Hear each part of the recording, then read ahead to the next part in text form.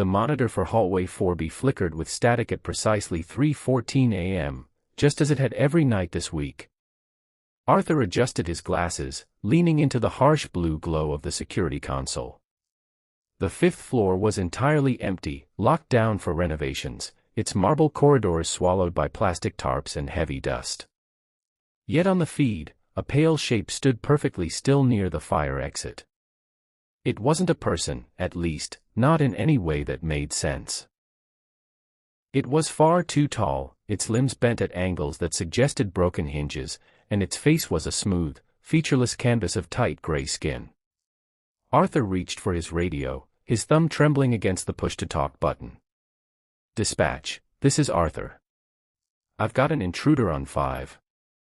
Static hissed through the speaker, followed by a tired voice. "Arthur, 5 is locked down. Thermal imaging shows zip." He looked back at the screen. The figure was closer now, standing directly beneath a buzzing fluorescent tube. It raised one elongated arm, its bone-white fingers stretching out to point straight at the camera lens. Then, with a sudden, violent jerk of motion, the feed cut to pitch black. A cold trickle of sweat ran down Arthur's neck. He clicked through the other channels. Hallway 4A was clear. The main lobby was silent. But when he clicked on camera 12, the feed monitoring the underground corridor right outside his security office, the screen showed the same pale, towering shape standing in the gloom, staring directly into the lens. Arthur froze. The hallway outside his room had no emergency lights on, it was pitch black. Yet on the monitor, the creature was fully visible, illuminated by an invisible light source, its head tilted as if listening to his breathing. A soft, wet thud echoed against the heavy steel door behind him. Arthur's heart slammed against his ribs.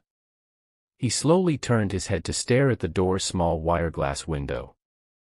Outside, the hallway was black. Nothing was there. He turned back to the screen. On the monitor, the creature was pressed face-first against the glass, pointing down at the back of his chair. He realized then why the motion sensors never tripped. The thing wasn't in the building. It was inside the feed. And as the glass of the monitor began to bulge outward, spiderwebbing with fractures under the weight of something pushing through from the other side, Arthur realized it had finally found a way out.